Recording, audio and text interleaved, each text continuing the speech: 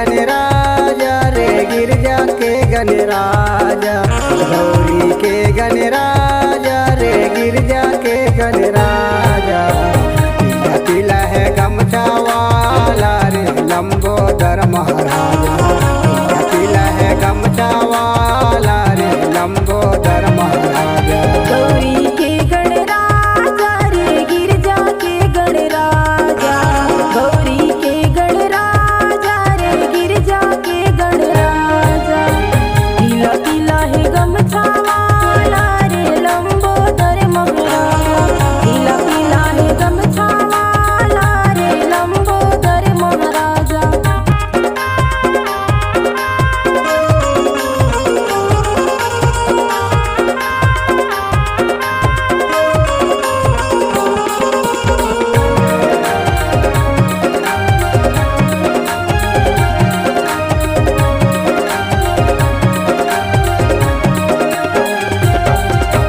तोर महिमा हवे बड़ा निराली, मुसवा के ते सवारी, मुसवा के ते सवारी।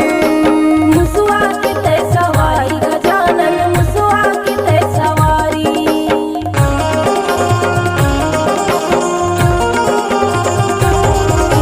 तोर महिमा ला पाके बब्बा आहन तोरे दुआरी, आहन तोरे दुआरी। आहन तोरे दुआरी गजानन, आहन तोरे दुआरी। गौरी के गणराजा रे गिरजा के गणराजा, गौरी के गणराजा रे गिरजा के गणराजा। तिला है गमछा वाला रे लंबोदर महाराजा, तिला है गमछा वाला रे लंबोदर महाराजा।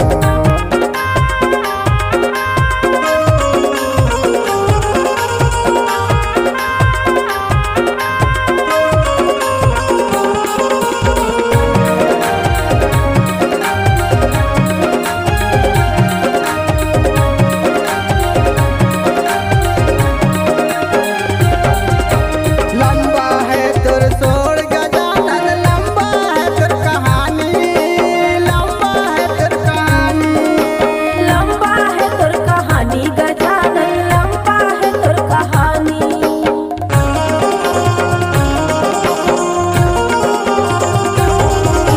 शिव शंकर तोर पिता कहाए, जटाल निकले पानी, जटाल निकले पानी। जटाल निकले पानी गजानन, जटाल निकले पानी। गौरी के गणराजा रे गिरजा के गणराजा, गौरी के गणराजा रे गिरजा के गणराजा। तिला है गमछा वाला रे लंबोदर महाराजा, तिला है गमछा वाला रे लंबोदर महाराजा।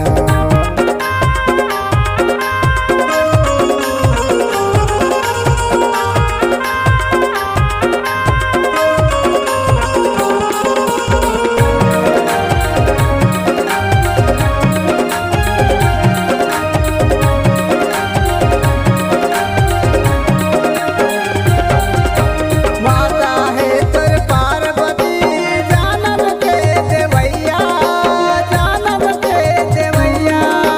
जानम के देवैया गजानन, जानम के देवैया।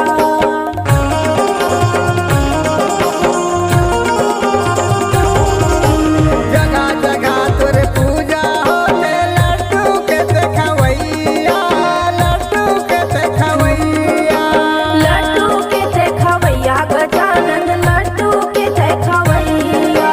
गौरी के गणराजा रे गिरजा के गणराजा, गौरी के गणराजा रे गिरजा के गणराजा।